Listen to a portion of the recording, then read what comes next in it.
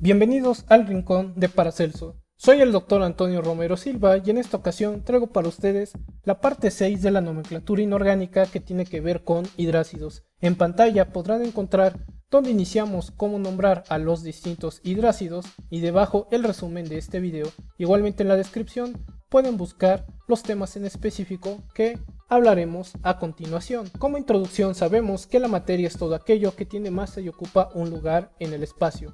La materia está hecha de bloques de construcción muy diminutos que son los átomos. Estos átomos a su vez están hechos de partículas más pequeñas que tienen carga, como los electrones que tienen carga negativa o los protones que tienen carga positiva, además de que tienen partículas sin carga que son los neutrones. Si yo representara un átomo de helio, observaría que en el centro de mi átomo hay un núcleo donde hay dos protones que son los de carga positiva y dos neutrones que no tienen carga, y además dos electrones que sienten atracción por los protones al tener distintas cargas, los electrones y los protones. Los electrones tienen de particular que no puede conocerse su posición y su velocidad al mismo tiempo y se comportan como partículas y como ondas, por lo que nosotros hablamos solo de una zona de probabilidad para encontrar a los electrones. Es por ello que se visualiza a los átomos como una nube de electrones, que es esta región de probabilidad para encontrarlos, donde existe un núcleo de protones y neutrones, de cargas positivas y partículas sin carga. Los átomos son la unidad base de los distintos elementos conocidos, donde un elemento lo puedo comprender como un átomo que tenga el mismo número de protones. ¿Cómo sé cuántos protones tiene un elemento en particular? Por su número atómico, y este puede consultarse en la tabla periódica. En la tabla periódica podemos ver que el número atómico del oro es de 79, lo cual nos dice que va a haber 79 protones. Si yo tengo muchos átomos y todos estos átomos tienen 79 protones, todos pertenecen a átomos de oro. Los elementos se representan con símbolos, ya sea una letra mayúscula o la combinación de una letra mayúscula y una minúscula. Algo muy importante es saber cómo se van acomodando los electrones dentro de nuestros átomos, y esto es su configuración electrónica, que si yo veo los electrones por capa, por ejemplo para un átomo de neón, tendría que hay 10 protones en su núcleo y existen 2 electrones en una primera capa de energía para el átomo de neón, y que en la siguiente capa, que está llena con 8 electrones, tendría los electrones de valencia. Los electrones de valencia son estos electrones de la capa más externa de un átomo. Para hacer más sencillo lo que vemos a la derecha, podemos usar estructuras de Lewis, donde para representar a estos 10 protones y 2 electrones que están en la capa más interna, solo pongo el símbolo del elemento, que en este caso sería el neón, y estos 8 electrones de valencia, los más externos, los represento con 8 puntos. Al irse combinando nuestros átomos, dan paso a los enlaces químicos. Estas fuerzas de atracción duraderas, ya sea entre átomos, iones o moléculas, que va a dar paso a los compuestos químicos. Un compuesto es cuando tenemos enlazados dos o más átomos de distintos elementos.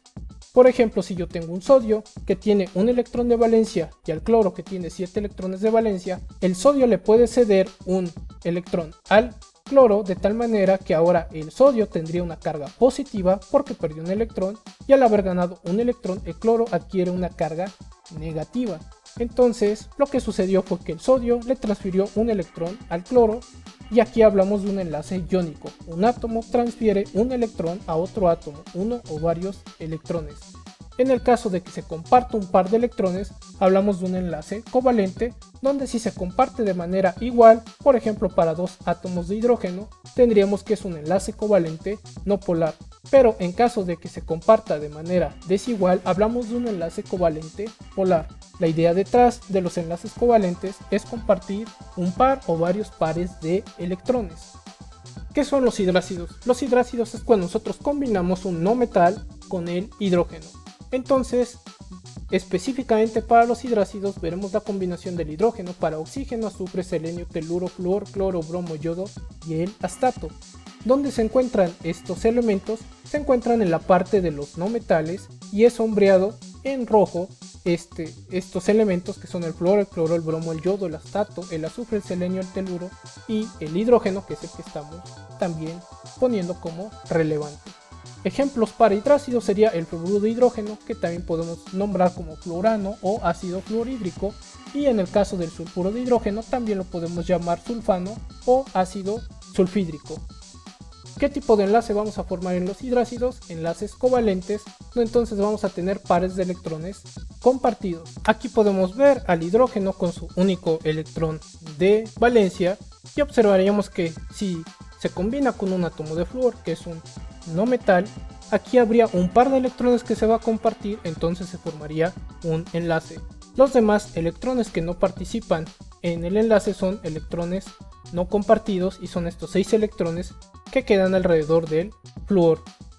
Entonces el hidrógeno y el flúor comparten un par de electrones, formando así un solo enlace, un enlace sencillo. Existe entonces un enlace entre el hidrógeno y el flúor, y en el caso del sulfuro de hidrógeno vemos que el azufre tiene un enlace sencillo con cada uno de los hidrógenos con los que se ha combinado. ¿Cómo se forman los hidrácidos? Al compartir pares de electrones. Por ejemplo, si el hidrógeno comparte un par de electrones con el cloro, nosotros tendríamos que se formaría un enlace sencillo entre el hidrógeno y el cloro. Y si nosotros tuviéramos bromo, nuevamente se formaría un enlace sencillo entre el hidrógeno y el bromo. Y si tuviéramos yodo, una situación similar, se forma un enlace sencillo entre el hidrógeno y el yodo con un par de electrones que los está enlazando. En el caso de que nosotros tuviéramos al selenio, aquí observaríamos que hay un par de electrones que se comparte con un hidrógeno y hay otro par de electrones con otro hidrógeno para formar otro enlace. Entonces aquí hablaríamos de que el selenio forma enlaces sencillos con los distintos hidrógenos. Si nosotros quisiéramos saber cuál es la fórmula para cada uno de estos hidrácidos, podremos observar los números de oxidación para el hidrógeno y para el cloro, donde el hidrógeno tendría una carga de +1 y el cloro de -1. Entonces si nosotros intercambiamos estos números, nos indicaría que hay un hidrógeno por cada cloro, que es lo que nosotros observamos anteriormente, y que en el caso de que se combinara, por ejemplo, con el azufre tiene un número de oxidación de 2-, que se intercambiaría con el número de oxidación del hidrógeno, y nosotros observaríamos que habría 2 hidrógenos por cada azufre, y eso fue lo que vimos anteriormente. Entonces tenemos 2 hidrógenos por cada azufre. Las fórmulas químicas nos ayudan a saber qué elementos están en un compuesto y cuántos átomos de cada elemento hay. Y además, recordemos, los números de oxidación son la cantidad de electrones que puede ganar o perder un elemento, y podemos consultarlos en la tabla periódica. Los halógenos, que serían el flúor, el cloro, el bromo, el yodo y el astato, van a estar trabajando con un número de oxidación de -1 en el caso de los hidrácidos, mientras que los anfígenos, que son la familia del oxígeno, entonces oxígeno, azufre, selenio y telurio, estarían trabajando con un número de oxidación -2. Hemos estado estudiando 3 tipos de nomenclatura: la sistemática, y en esta ocasión vamos a ver la de sustitución, porque no hay nomenclatura stock para los hidrácidos, y vamos a poner la nomenclatura tradicional en el sentido de que vamos a encontrar nombres más comunes para nuestros hidrácidos. Entonces, en este caso, para la sistemática, para la UPAC, nosotros vamos a tener las siguientes reglas: nombre del elemento más la terminación uro más de hidrógeno. Entonces, en el caso de la de sustitución, simplemente vamos a ocupar el nombre del elemento más la terminación ano, y para la tradicional ocuparemos la palabra ácido más el nombre del elemento a partir de su raíz latina, griega u otra que tenga el elemento, más la terminación hídrico. Entonces, haciendo todos los hidrácidos, que como pueden ver serían 8, y aquí solo excluido 1 y después indicaré por qué, tendríamos al fluoruro de hidrógeno. Esta terminación uro sería para el no metal, entonces como el no metal es flúor, su terminación va a ser uro y solo agrego las palabras de hidrógeno, por eso tengo al fluoruro de hidrógeno. Cloruro de hidrógeno, entonces es cloro con hidrógeno. Bromuro de hidrógeno, tengo bromo e hidrógeno. Yoduro de hidrógeno, yodo e hidrógeno. Astaturo de hidrógeno, tengo al astato con el hidrógeno. Al hablar del sulfuro de hidrógeno, azufre con hidrógeno. Selenuro de hidrógeno, selenio con hidrógeno. Y finalmente, si yo tengo al teleruro de hidrógeno, hablo que tengo teluro e hidrógeno. En el caso de la nomenclatura de sustitución, donde se va a centrar en nombrar al compuesto dependiendo del grupo que se una. En este caso serían los halógenos y los anfígenos, porque vamos a mantener constante el hidrógeno. Solo tengo que agregar la terminación ano. El nombre del elemento, que sería en este caso del no metal, sería flúor, por ejemplo, para la primera, y la terminación ano, entonces hablo del fluorano. Al decir clorano, cloro, y hidrógeno, bromano, yodano, astatano, sulfano, celano y telano. Entonces en todos estos nos dice el elemento, el no metal que tenemos, y que todos estos están unidos a hidrógeno. En el caso de la nomenclatura, en esta parte de la tradicional, vemos que todos tienen la palabra ácido. Esto se debe a que estos compuestos, por ejemplo el fluoruro de hidrógeno, si los ponemos en agua, forman ácidos, sustancias que pueden donar iones hidrógeno. Por eso es que todos tienen la palabra ácido. Entonces si yo tengo flúor, nada más tengo que agregar la terminación hídrico y obtendría el ácido fluorhídrico.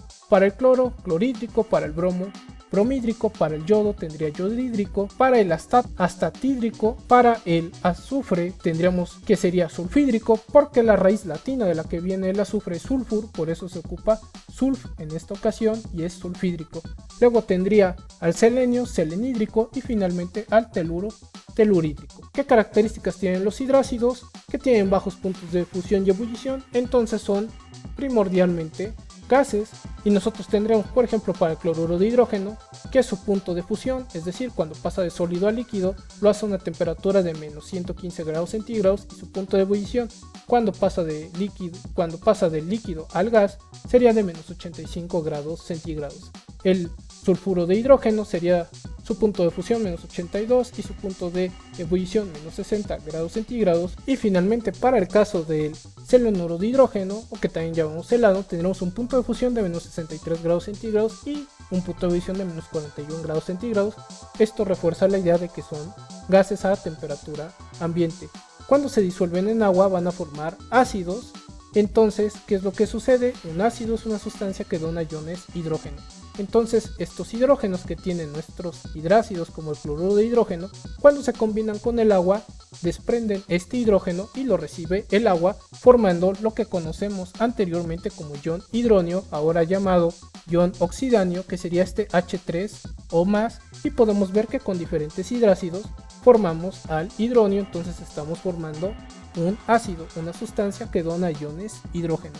Los ácidos provenientes de los hidrácidos son sustancias en general corrosivas, entonces pueden causar quemaduras, por eso deben ser manipuladas con mucha precaución, y además en su forma de gas son bastante tóxicos los hidrácidos, entonces se tienen que usar mascarillas o campanas de extracción para no estar en peligro. Como mencioné, son gases, los hidrácidos están en forma de gases, y cuando se disuelven en agua, como ya observamos, forman ácidos. Por ello tenemos que tener mucho cuidado, nuevamente lo menciono, al utilizarlos, e incluso sus comportamientos químicos son distintos cuando están disueltos en el agua y cuando están en su forma de gas. Una aplicación muy común de los hidrácidos cuando los tenemos disueltos en agua es que pueden disolver a los metales para distintos propósitos. Entonces los hidrácidos son combinación de un no metal con el hidrógeno. El hidrógeno se combina con oxígeno, azufre, selenio, teluro, flúor, cloro, bromo, yodo y astato. Si nosotros combinamos al hidrógeno con el oxígeno, formamos al agua. Como se usa normalmente el nombre de agua cuando hablamos del hidrácido entre el oxígeno y el hidrógeno, por eso es que lo omití en la nomenclatura. Pero también al combinar oxígeno con el hidrógeno formaríamos un hidrácido, y este hidrácido sería el agua. ¿Qué tipo de enlace forman los hidrácidos? El enlace covalente, donde hay pares de electrones compartidos. Entonces, ocupando cada una de las nomenclaturas en esta presentación, donde vimos la sistemática, la de sustitución y la tradicional, donde la sistemática siempre nos refiere la cantidad de átomos que tenemos de un elemento. En la de sustitución, particularmente aquí en los hidrácidos, vimos que se está centrando en nombrar al compuesto dependiendo de los grupos que se unan. Aquí los grupos que se están uniendo son los no metales con el hidrógeno, y en la tradicional vemos que siempre tenemos prefijos y sufijos u otras palabras para nombrar a los compuestos. Entonces aquí tendremos el nombre del no metal más la terminación uro más las palabras de hidrógeno cuando nosotros usamos la nomenclatura sistemática. En el caso de la de sustitución, el nombre del elemento es el del no metal y su terminación sería enano, y en la tradicional usamos la palabra ácido más el nombre de nuestro no metal, utilizando como base su raíz latina o griega con la terminación hídrico. Entonces, el fluoruro de hidrógeno tenemos fluor, que es el no metal, su terminación es uro, y solo completamos con de hidrógeno, fluoruro de hidrógeno. Cloruro de hidrógeno tenemos cloro e hidrógeno, bromuro de hidrógeno, bromo e hidrógeno, yoduro de hidrógeno, astaturo de hidrógeno, sulfuro de hidrógeno, selenuro de hidrógeno y teleruro de hidrógeno. Sería la forma de nombrar a los distintos hidrácidos con la nomenclatura sistemática. Si nosotros nos vamos a la de sustitución, simplemente al nombre del no metal le ponemos la terminación ano. Entonces en el fluorano tenemos fluor e hidrógeno, clorano, cloro e hidrógeno, y así sucesivamente para los demás: bromano, yodano, astatano, sulfano, celano y telano. Y finalmente, para la parte de la tradicional, vemos que ocupamos la palabra ácido y el nombre del no metal con las terminaciones hídrico. Por lo tanto, el ácido fluorhídrico es HF. Hay hidrógeno y hay flúor, entonces es el ácido fluorhídrico. El ácido clorhídrico entonces es hidrógeno con cloro, ácido bromhídrico, bromo con hidrógeno, ácido yodhídrico, hidrógeno con yodo, ácido astatídrico, astato con hidrógeno, ácido sulfídrico, tendríamos el azufre con hidrógeno, ácido selenhídrico, selenio con hidrógeno, y finalmente el ácido telurídrico, telurio con hidrógeno. Esto sería todo para la parte de nombrar a los hidrácidos. Si tienen dudas o preguntas, por favor háganmelo saber en la caja de comentarios. Espero sigan visitando el rincón de Paracelso. Yo he sido el Dr. Antonio Romero Silva. Hasta la próxima.